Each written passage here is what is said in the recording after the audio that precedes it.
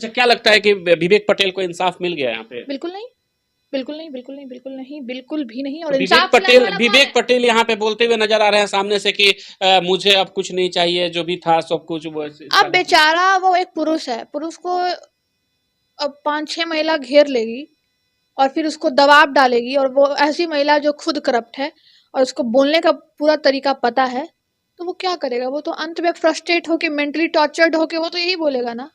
हम लोग भी एक्सपीरियंस्ड हैं, इतना तो है कि अच्छा, दुकान वगैरह कही जा रही थी कि दुकान किए थे गांव में, सारा चीज जो है उसके वजह से बर्बाद हो गया, ये सब चीजें क्या सही है? अब तो अगर वो ये ऐसा बोल रहे हैं, वो अगर ऐसा आरोप लगा रहे हैं तो सही ही होगा, इसमें गलत क्या है? अगर भुक्तभोगी खुद बोल रहा है कि हम भुक्तभोगी हैं, मेरे साथ ये घटना घटी है, दैट मीन्स कि घटी होगी। जिस लेकिन तरीके इसमें से उनका रूपम जी, जिस तरीके से पहला बयान उनका आया था, दूसरे बयान में जो है बहुत ही नॉर्मलाइज तरीके से बात करते हुए दिखाई दे रहे हैं। बिकॉज जैसा मैं देख पा रही हूँ, he is totally mentally tortured by this all womens. क्योंकि आप कह सकते हैं कि ये लोग एक तरह से ब्लडी ब्लैकमेलर्स कह सकते हो आप, या फिर आप कह लो कि दबाव डालना तरीके से, जैसा ये लोग करती है कि पहले लड़का का पक्ष उठा लो, जो पक्ष मजबूत है पहले, जो कमजोर पक्ष है उसको अपने पास ले आओ, फिर जो मजबूत पक्ष है उसके तरफ हो जाओ, और बस 2 रुपया कमा लो। यही तो इन लोगों का धंधा है। कैसे होता है ये सब चीज़ें? शिल्पी राज सामने से आई और आज जो है शिल्पी राज के साथ ये लोग बैठ करके बातें करते हैं, कल जो है विवेक पटेल के साथ ये लोग बैठी हुई थी। और नजीक से लाइए। ठीक है। मानसिक प्रताड़ना, सामाजिक मानहानि, धोखा, फौजदारी के संबंध में सविनय निवेदन है कि महिला विकास मंच व हमारी अनहित मित्र उपासना जायसवाल से उपरोक्त विषय के संबंध में सहायता दे, ताकि अपनी समस्या को हल कर सके। क्या समझे? महिला विकास मंच के खिलाफ है। अभी तक तो सामने नहीं आए थे। दर्शकों को ये बताना बहुत जरूरी है कि she is bloody blackmailers, they all are. और इसके कई ऐसे कारनामे हैं जो मैं इतने दिनों से चुप हूं, मेरे पास आ चुके हैं, और कुछ चीजें हैं जो मैं सामने लाऊंगी जल्दी ही। लेकिन मैं इन सबको ओपनली यहाँ पे रख रही हूँ या फिर नहीं रख रही हूँ, वो रीजन ये है कि मैं आपको कोर्ट में घसीटूंगी, और बहुत गंदे तरीके से घसीटूंगी, जिसका आप सोच भी नहीं सकती हैं। याद कीजिए आपके घर पे मैंने क्या कहा था। करोड़ों रुपया पेनाल्टी भरना पड़ जाएगा। सरकार को भरिए, सामने वाले को भरिए, आप जैसे भरिए, भरना पड़ेगा। और विवेक पटेल हो या शिल्पी राज हो, इन लोगों को मैं यही कहूंगी। शिल्पी राज का थोड़ा सा स्टेटमेंट मैंने सुना है, वो सोच रही है कि अब मेरे साथ में ये महिला है, दीदी बोलती है या क्या बोलती है, ये है, हम बच जाएंगे। तो बेटा सुनो शिल्पी राज, तुमसे मेरी कोई दुश्मनी नहीं है, ऐसा कुछ नहीं है। लेकिन तुम जहां बैठ रही हो और जिस जगह पे तुम गई हो, उस जगह पे जो लोग जाते हैं वो लोग सब पछताते हैं। समय का इंतजार करो, तुम भी पछताओगी बाबू। तुम एक सिंगर हो, गायिका हो, अच्छी बात है, गायिका से अपनी भोजपुरी को प्रसिद्ध कर रही हो, एक भोजपुरी को नाम दे रही हो, उसी का फायदा वो औरत उठा रही है। विवेक पटेल का कहना था कि सारा चीज़ों को लेकर के आगे आने में शिल्पी राज का मेरा हाथ है, ये सब चीज़ें पहले बयान में दे चुके थे। लेकिन उनका तो कहना था हो कि सकता है मेरी आज आर्थिक स्थिति सही नहीं है, 10 लाख 12 लाख रुपये की उनकी ज़रूरत थी, लेकिन सारा चीज़ को दरकिनार करते हुए जो इस पे कर दिया कि नहीं, जो फोटो भी जो चला था वो सब फेक है। फोटो वगैरह जो चला था सब फेक है। तो देखो शिल्पी राज, अगर तुम ऐसा कोई भी हरकत की होगी ना, तो ये मत सोचो कि तुम महिला हो तो बच जाओगी, नहीं बाबू। गलत गलत होता है, कानून के नजर में हो या समाज के नजर में हो। तो अगर तुमने कानून तोड़ा तो कानून सजा देगा। अगर तुमने सामाजिक तौर पे किसी को प्रताड़ित किया, पुरुष को प्रताड़ित किया, और ऐसी महिलाओं के साथ जिसका कुछ भी नहीं है, मतलब सिर्फ एक नाम भी है, वो भी बदनाम। हम कहते हैं ना जिसका नाम होता है वो बदनाम होता है, लेकिन यहाँ उल्टा है, ये बदनाम महिला का नाम हो रहा है। ठीक है, वो मैं इसलिए कह रही हूँ क्योंकि इसका बहुत सारा चीज है जो हम और आप सब जानते हैं। इसके खिलाफ सबसे पहले खड़ी होने वाली मैं, उसके बाद कुछ एडवोकेट हैं जिनको इसने प्रताड़ित किया, वो सारा कुछ है।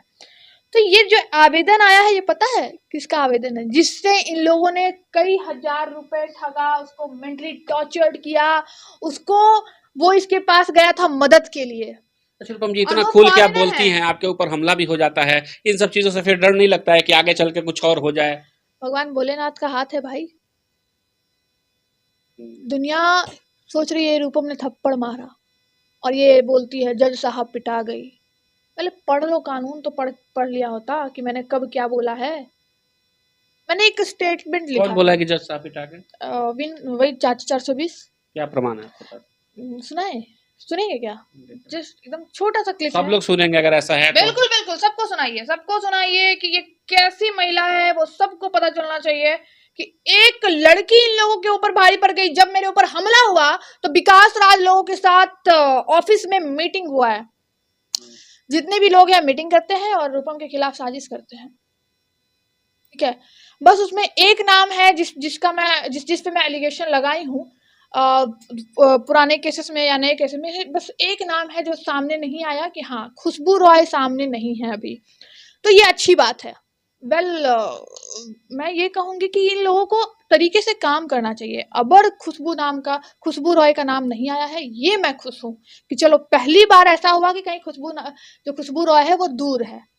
क्या ही मतलब है भाई, मैंने ऐसा कोई स्टेटमेंट नहीं दिया। मैंने ये बोला था कि तुम जब आवाज उठाती हो, बागेश्वर बाबा खाली प्लॉट है, तो जब यहाँ महिलाओं के साथ गलत हो रहा है तो तुम क्यों चुप हो? इट मीन्स आप कह सकते हैं कि तुम टीआरपी के लिए करती हो। तब मैंने खुशबू राय का नाम लिया था और मैंने गलत नहीं बोला। महिलाओं के साथ खड़ी होती हो ना, मेरे साथ स्ट्रेटनिंग करवाने गई थी या क्या करवाने गई थी, सब कुछ पता है तुमको, मैंने कितना वैल्यू दिया तुम्हें। लेकिन इस बार बस खुशबू रॉय ऐसी है बाबू, सिर्फ आपका नाम नहीं आया है सामने, ये बहुत, और ये इस मीडिया के साथ मैं फोन तो करूंगी नहीं, तुम्हारा नंबर मैंने डिलीट कर दिया है, लेकिन इनके द्वारा मैं आपको बोल रही हूँ कि आपने अब इस टाइम जो है ना, ये सही कदम उठाया है, क्योंकि आप चीजों को समझ रही हो। मुझे ऐसा अब लग रहा है, सिर्फ वही एक महिला है जिसका नाम नहीं आ रहा है अब सामने, बाकी तमाम लोग हैं। कुछ एविडेंस दिखा रही थी, उसी के लिए दर्शक रुके हुए हैं। हाँ हाँ, मैं दिखा रही हूँ वो एविडेंस, बिल्कुल दिखाऊंगी। हमारी जज साहब मार खा गई जी आज, देखी हो बेचारी, हमारी जज साहब मार खा गई जी आज, देखी हो। आवाज तो आप लोग पहचानते ही होंगे किसकी आवाज है, मुझे बताने की जरूरत नहीं है, मतलब स्पष्ट आप ये तरीके कह से। सकते हैं, आप ये कह सकते हैं यानी सच में मैं जो एलिगेशन लगा रही हूँ सही है, तुम भी हो इसमें, मेरे ऊपर साजिश के तहत हमला करवाने में, मतलब तुम भी हो, कह सकते हैं ना? अब बताइए, तो ये सारा सिनेरियो क्या है? जनता जो देख रही है वो बताए मुझे कि आखिर इन सब चीज जो हो रही हैं कहाँ तक सही है, और इसमें जो भी इस मामले को देख रहे हैं, हमारे वरीय पदाधिकारी जो भी इस मामले को देख रहे हैं, उनसे भी आग्रह अनुरोध है कि इस मामले को थोड़ा सा गहरी के संज्ञान में लिया जाए और लेकर के इस पे कार्रवाई की जाए। बड़े बड़े जो है मैंने पहुंचे। एफआईआर कर दिया है, वैसे एफआईआर किया है, सब कुछ किया है, और कुछ लोगों का नाम भी नहीं है, वो समझ में आएगा। मेरा गेम ऐसा नहीं होता है, मैं जो भी करती हूँ लोग बोलते हैं ये बहुत लीगल करती है, तो तुम गुंडा हम थोड़ी है कि हम बंदूक करेंगे, नहीं कर सकते ना, क्योंकि हम लीगल पर्सन है, मैं प्रूडेंट पर्सन हूँ। इट मीन्स कि मुझे जो करना है वो कानूनी कार्रवाई से, अगर मैं गलत होंगी तो मुझे सजा मिले, तुम गलत हो तो तुम्हें सजा मिले, दैट्स इट। बिल्कुल। देखिए यहाँ पे जब बात हमारी होती है, अभी विवेक पटेल और शिल्पी राज के मामले को लेकर के हम बात कर रहे थे कि विवेक पटेल को, मुझे भी ऐसा लगता है, आपको क्या लगता है कमेंट जरूर करिएगा, मुझे भी ऐसा लगता है कि कहीं ना कहीं। लेकिन एक बात बोलूंगी तमाम दर्शकों को, मेरा अनुरोध है, उंगली उठा हुआ मैं पूरा हाथ नहीं घुमा पाती हूँ, अनुरोध है हाथ जोड़कर कि आप जो है ना गलत जगह मत जाएं। आपको जो कानून नहीं दिला पा रहा है वो ये लोग दिला पाएंगे। मैं आपको एक छोटा सा लॉ बताती हूँ। एडवोकेट हैव पावर कि वो मेडिएशन कर सकते हैं, और आप जो जाते हो ऐसे लोगों के पास, फर्जी लोगों के पास, जो जिस काम के लिए, सुलह के लिए, एडवोकेट के पास भी राइट है, आप सुलह करवा सकते हो। जैसा शिवनंदन भारती ने पहले भी आप देखे होंगे, एडवोकेट शिवनंदन भारती सर रोशन रही, और उस मामले में भी जो भी था, एक वो प्रोसेस जो उन्होंने अपनाया था वो लीगल प्रोसेस था, आप वो कर सकते हो। याद कीजिए जब आप एफआईआर कराने जाते हो थाने में, तो थाने भी ये बोलती है कि पहले हम आपका दोनों को बात करवाते हैं, हाँ, सेटलमेंट के लिए, ये कानून कहता है कि पहले आप किसी भी केस को सेटलमेंट कराओ, इनफैक्ट क्योंकि पवन सिंह के मामले में भी ऐसा ही हुआ था कि Exactly. पवन सिंह के कोर्ट में बैठाने के बाद भी 1 घंटा टाइम दिया गया कि आप लोग जो है थोड़ा सा बातें बात कर कर लीजिए, लीजिए। और करने के बाद जो सारे लोग जानता है इसे। एग्जैक्टली तो सेटलमेंट का एक प्रोसेस होता है जो कि लीगल प्रोसेस होता है, लेकिन सही जगह पे। आप ठीक एनजीओ के पास भी आप जा सकते हो, लेकिन जब आपको उस एनजीओ के बारे में इतना कुछ पता है तब क्यों? कौन दो बोलता है आपको? मैं नंबर देती हूँ, आप नोट करिए आपके माध्यम से। हाँ, आप नोट करिए। आइए, ये नंबर पे पूरा फोन आता है, अभी तो स्विच ऑफ होगा, मैं ऑन करूंगी। एक नंबर है, अगर हो सके तो आप आइए, मैं ओपन बोल रही हूँ हर किसी को, मैं बता रही हूँ, 1 मिनट। नंबर है 934111, आप नोट करिएगा, 9341179086। एक बार फिर से मैं नंबर दोहरा रही हूँ, 9341179086।